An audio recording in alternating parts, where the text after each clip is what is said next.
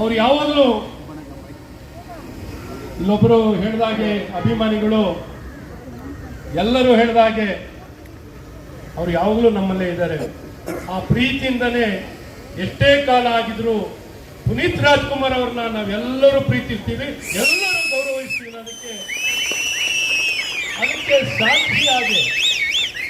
ಅದಕ್ಕೆ ಸಾಕ್ಷಿಯಾಗೇನೆ ಇವತ್ತಿಲ್ಲಿ ಪ್ರತಿಮೆ ಅನಾವರಣ ಆಗ್ತಿರುತ್ತೆ.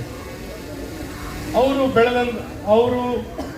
ಬೆಳೆದು ದೊಡ್ಡ ಸಾಧಕರಾಗಿ ಬಾಳಿ ಬದುಕಿದಂಥ ಸ್ಥಳನೇ ಸದಾಶಿವನಗರ.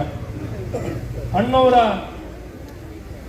ಸುಪುತ್ರರಾಗಿ ಅಣ್ಣವ್ರು ಹೇಗೆ ನಮಗೆ ಅವ್ರ ಮೇಲೆ ಅಭಿಮಾನ ಇದೆ, ಡಾಕ್ಟರ್ ರಾಜ್ಕುಮಾರ್ ಅವ್ರ ಮೇಲೆ ನಮಗೆ ಬಹಳಷ್ಟು ಅಭಿಮಾನ. ಆಚೆ ಕಡೆ ಸ್ಯಾಂಕಿ ಇನ್ನೊಂದು ಎಂಟ್ರೆನ್ಸ್ ಮಲ್ಲೇಶ್ವರಂ ಕಡೆಯಿಂದ ಬರುವಂಥ ಎಂಟ್ರೆನ್ಸ್ನಲ್ಲಿ ಗೋಕಾಕ್ ಚಳುವಳಿ ಸ್ಮರಣಾರ್ಥ ಉದ್ಯಾನವನವನ್ನು ನಿರ್ಮಾಣ ಮಾಡಿ ಅಲ್ಲಿ ಡಾಕ್ಟರ್ ರಾಜ್ಕುಮಾರ್ ಅವರ ಪ್ರತಿಮೆಯನ್ನ ಅಲ್ಲಿ ಅನಾವರಣವನ್ನು ಮಾಡಿದ್ದೀವಿ.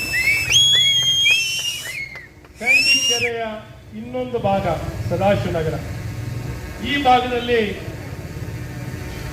ನಾವು ಡಾಕ್ಟರ್ ಪುನೀತ್ ರಾಜ್ಕುಮಾರ್ ಅವರ ಪ್ರತಿಮೆಯನ್ನು ಅನಾವರಣವನ್ನು ಮಾಡ್ತಾ ಇದ್ದೀವಿ.